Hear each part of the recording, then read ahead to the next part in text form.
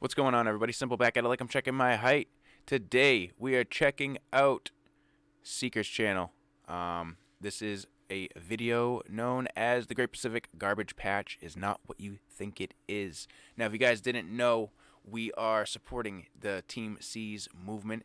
That is, Mr. Beast and Mark Rober have joined Boy and Slot to raise $30 million to clean 30 million pounds of trash out of the ocean. I'm sure it will not stop there, because if you guys didn't know, Mr. Beast also did Team Trees with Mark Rober a couple years ago, and that program is still producing. I just got completely lost in what I was going to say right there. They're still putting trees in the ground. They're still collecting money for the organization.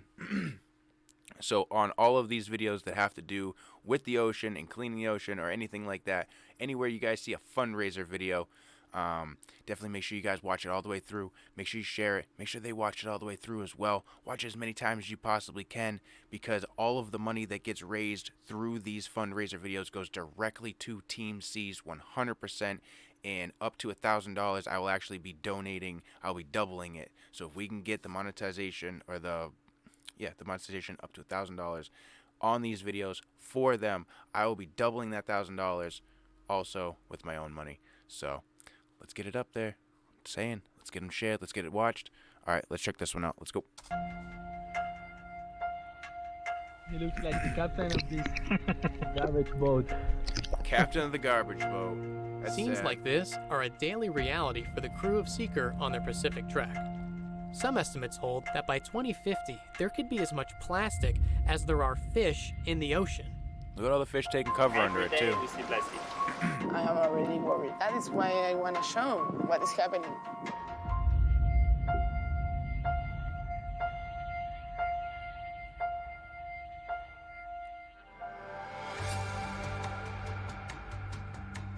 We got back with this net, so it's not only one net, it's many nets that are tangled together. Also some other very interesting items, like this toothbrush Oh, yum. was trapped in the net. Someone just But what hucked their is all this toothbrush junk out. exactly? Where does it come from? And is it really concentrated in a giant garbage patch somewhere out there? Marcus Eriksen is an environmental scientist who has made it his life's mission to solve the problem of marine plastic. It's a global issue because plastic accumulates in gyres, large circular currents that thread through the world's oceans. Yep. What's leaving land heading out to sea is all the single-use packaging.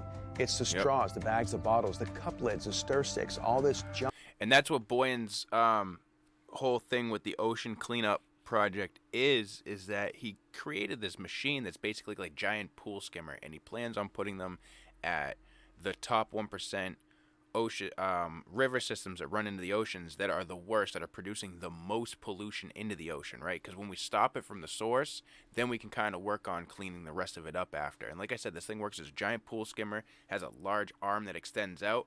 It only goes, I think it was a meter into the water, so fish and everything, water passes underneath it, no problem, but all the trash gets collected, and it kind of just moves along this thing towards a conveyor belt. The conveyor belt picks it all up out of the water.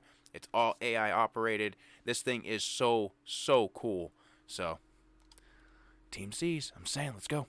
That we use once and throw away. A plastic bottle leaving California will get to Japan in about 3 to 5 years and come back across the northern half of the North Pacific. 3 to 5 spinning years, though. Mass of water is a gyre. Plastic trash will migrate to those zones and get stuck. We actually take boats out in the middle of nowhere, we drag our net behind the boat, and we count the plastic particles that are floating. Working with ocean modelers, we can get these regional maps of how much trash is out there, what it is, and where it is. But answering even these basic questions about marine debris has proven to be surprisingly challenging.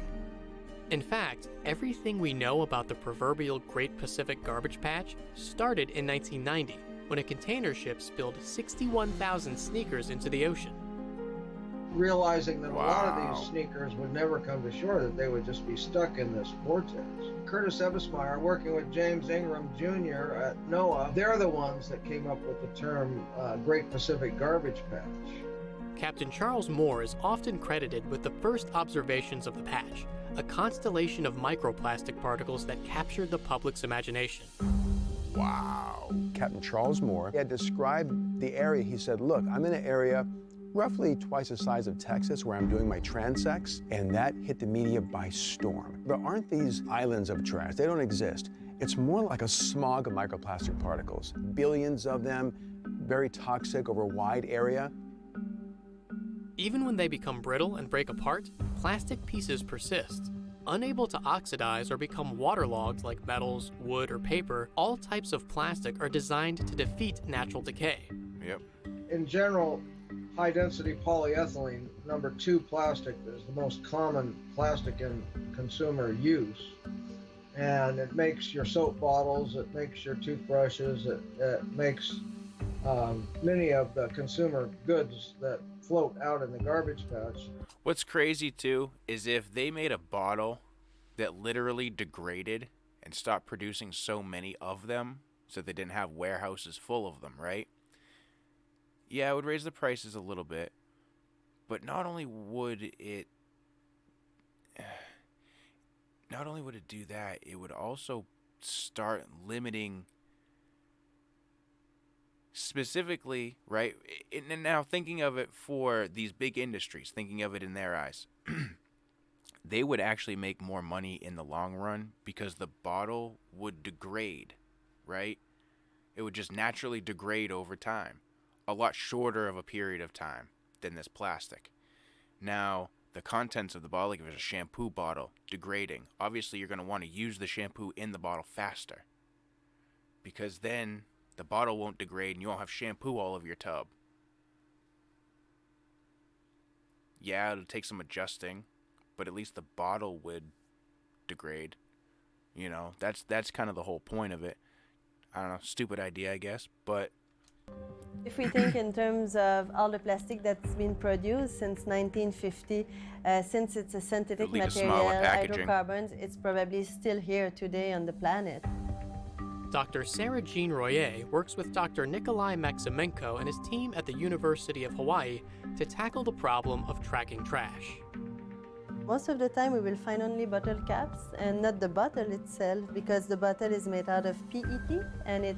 Or, even better, right? Why don't they just make plastic with some kind of chemical that when it reacts with salt water, it degrades? Is there nothing like that? Or is that too dangerous? Like, how would... There's got to be something out there. I'm sorry. Sinking I'm just because the thinking now. density of PET is higher than seawater. Despite the dramatic amount of plastic the crew of Seeker has encountered, some estimates hold that 99% of ocean-bound plastic waste is still unaccounted for. You get a lot of wooden spoons That's and why plates Sarah's and stuff team already. is working with the swim expedition and the Ocean Voyages Institute to tag and track the waste they find. The swim are using 2 different protocols. The first protocol is a visual survey of all marine debris they see from the vessel itself.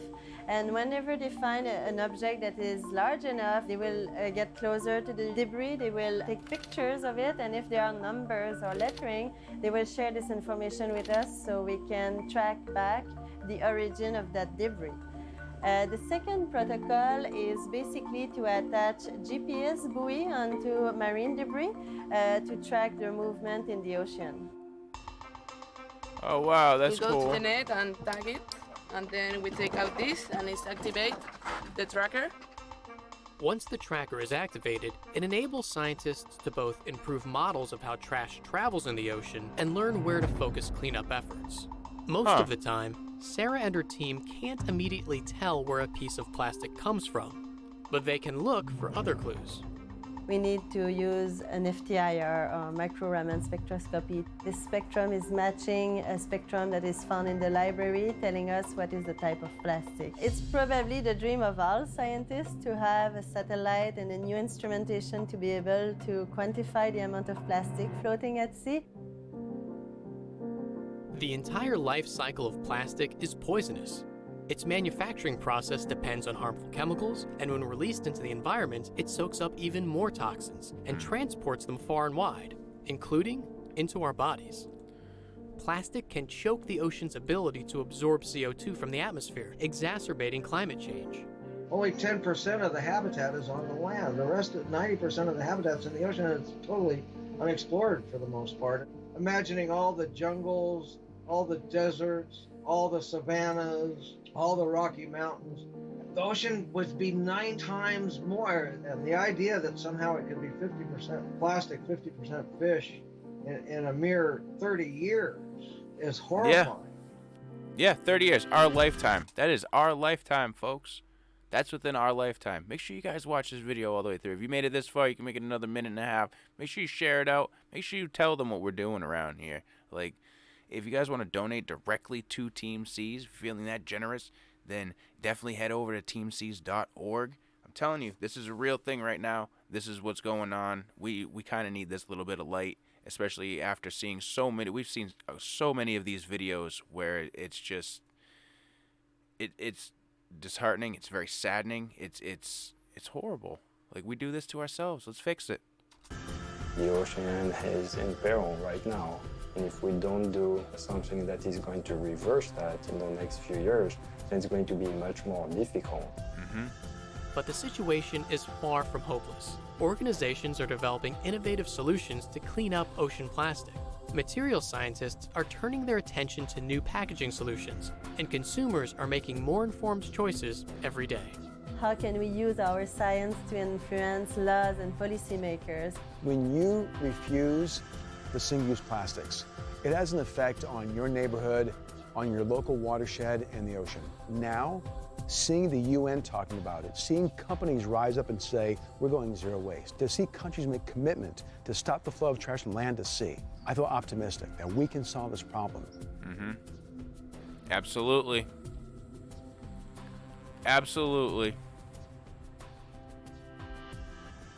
All right, let me know what you guys thought about this one down in the comments below. If you guys have any videos that you would like to have checked out up on the channel, put them through the Google form down in the description below.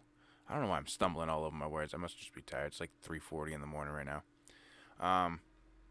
Definitely make sure you guys check out the Team Seas playlist. Go watch those videos. Yeah, let's get that monetization up there for them. That way we can put in a nice donation as well. And yeah, check out one of the other couple videos before you guys take off. Stay safe, stay healthy, stay positive. I'll catch you on the next one.